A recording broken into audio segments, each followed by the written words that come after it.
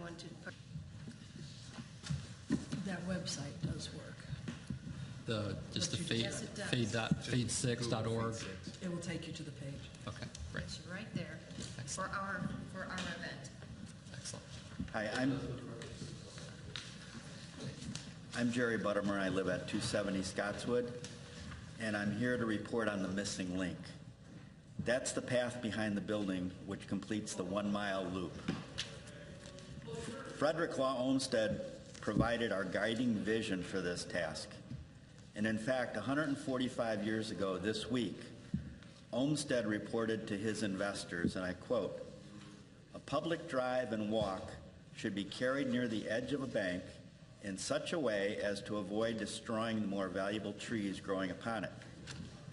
And there should be pretty boat landings, terraces, balconies overhanging the water, and pavilions at points desirable for observing regattas, mainly of rustic character, and to be half overgrown with vines." Now please hold that vision, because it's more inspiring than looking at the current phase of our demolition work, which, by the way, included vines, but mostly poison ivy vines. During your board meetings in July and August, we discussed the restoration of the missing link to complete a 1-mile loop using Swan Pond, the bridges, and the forest on the far bank. 3 things were involved. Number 1, we promised to cut a natural path through a 400-foot stretch of thicket behind these buildings. Number 2, we said we would open up incredible sight lines. And number 3, we committed to make that area safe and attractive. You voted unanimously to grant permission, and the staff provided support. We thank you. And Mike Collins was on time. He followed the Olmsted Society from Riverbank Road on their project in the morning. He was there at noon. Ours was cleaned up, and he was out of there by 1:30. I'm reporting back and seeking your continued approval to move forward. Number 1, the path is cut.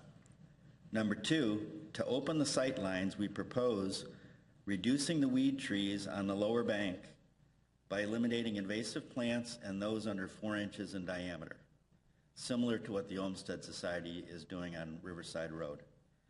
And number 3, to enhance safety, we propose immediately installing a temporary safety fence the entire length of the retaining wall. A few adjustments, such as stump removal and gentle grading, will help reduce trip hazards and ease transitions along the path. I attached a couple of photos. You can now stand at one end of the path by the library below the bay window, and you can see the tower of the suspension bridge on the other end, and vice versa. From inside the library, if you look through this window, you can see what's beautiful. It's a wall of green trees, but our suggestion is that that wall of trees is on this side of the river, and a longer view could be pretty fascinating, where you'd look across the water to a forest on the far side of the river. So thus far it's gone extremely well, and I'll be happy to take any of your questions or comments. I was actually back there today, and it's extraordinary the amount of work that you accomplished back there. You really opened it up. And our village manager can probably speak to this, but my understanding is that our engineer, the village engineer, is going to be out there tomorrow to do a safety evaluation and look at the possibility of grading is one of the things that you suggest in here. So that, I think that's probably the next step, is for us to get the engineering report back, and then we can consider it and move forward from there. And when I say grading, I'm not talking about anything substantial. There's 3 areas where it's very light. No cutting, adding a little bit, moving one area around a little bit. Has anybody else been back there to look at it? Did you want to say anything? Yeah, Mike? I worked back there a day with Jerry, and I think that it has just so many possibilities. If we can get a piece of equipment in there to remove some of the stumps that are in there, do some light grading, that retaining wall is more substantial than I thought, having exposed all of it. You know, and again, to Jerry's point, if we can start clearing some of the undergrowth below that wall and create pockets of trees, much like the Olmsted people are proposing, then I think it will open up some vistas and some sight lines to the water, so you'll actually be able to see the river. But we removed a lot of material out of there. It was amazing to see how much growth was in there. What about the temporary fence? Is that something that you're looking at doing sooner rather than later? Because it is somewhat of a steep grade from the parking lot. Go ahead, I'm sorry. Well, there's let me describe it as 3 sections. Coming from Swan Pond, the goal is to get to the swinging bridge. The first section by the library is about 150 feet. Tom Lupfer from Lupfer Landscaping has been doing their work for some time now. It's in pretty good shape. There are a couple of shrubs that need to be removed. We've left them just to kind of hide what we're doing. Not that we don't want anyone to know, we just don't want to draw a crowd. That area is in pretty good shape. When you get to the top of what I now call Library Hill, is the municipal parking lot. That's about 85 feet wide, and as you get behind the parking lot, the pitch to the river is steep. Now, we believe that we can use only the top 6 feet. And this will take some adjustment later on, depending on where you want to go with the whole concept. But meanwhile, people can actually walk through the parking lot if they wanted to. And then the main chunk, which is really the view of the river, is behind the town hall or the youth center. That's almost 300 feet long. I think the area behind the municipal lot and the youth center should have a temporary fence.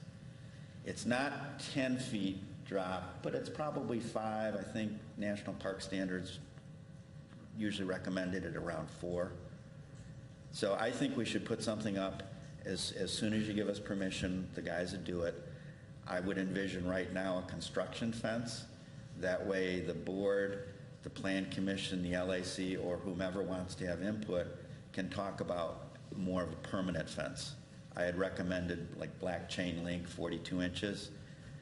But I don't want to rush to put that in if there should be more deliberation.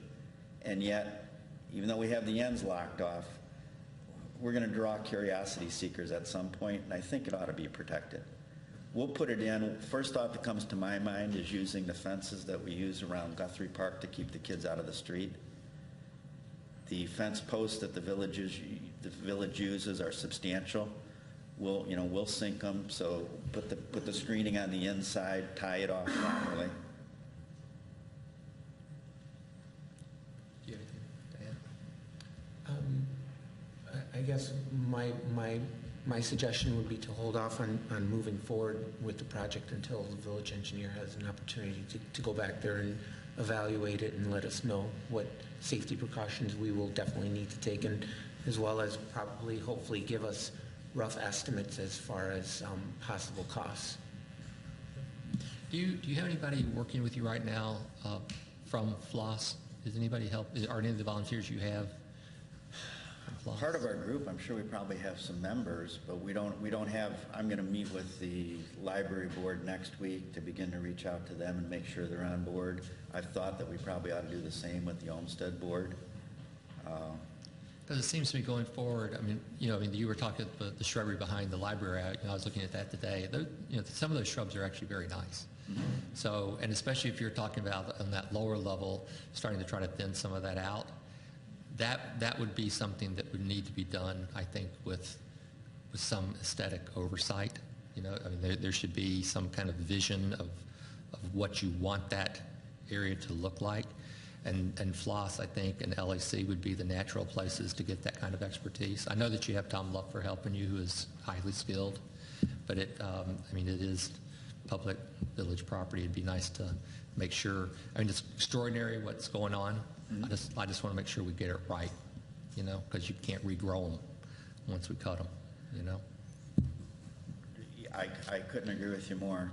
I would like to keep going while we have weather, while we have low water, in addressing the lower riverbank to create some of the windows. Right now, what's growing out of the lower riverbank are mostly 30-foot tall, spindly trees because they don't have enough sunlight, and they're all weeds and volunteers. Okay.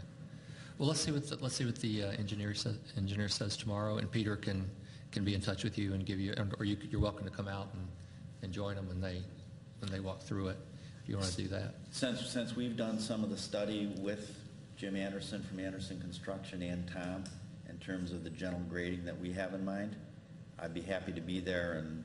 10 o'clock. I'm sorry? 10 o'clock tomorrow morning. 10 o'clock? Okay. Okay. So let's get that done, and then we'll keep pushing. Sounds great. Thank you. Thank you very much for all your work. Any other comments?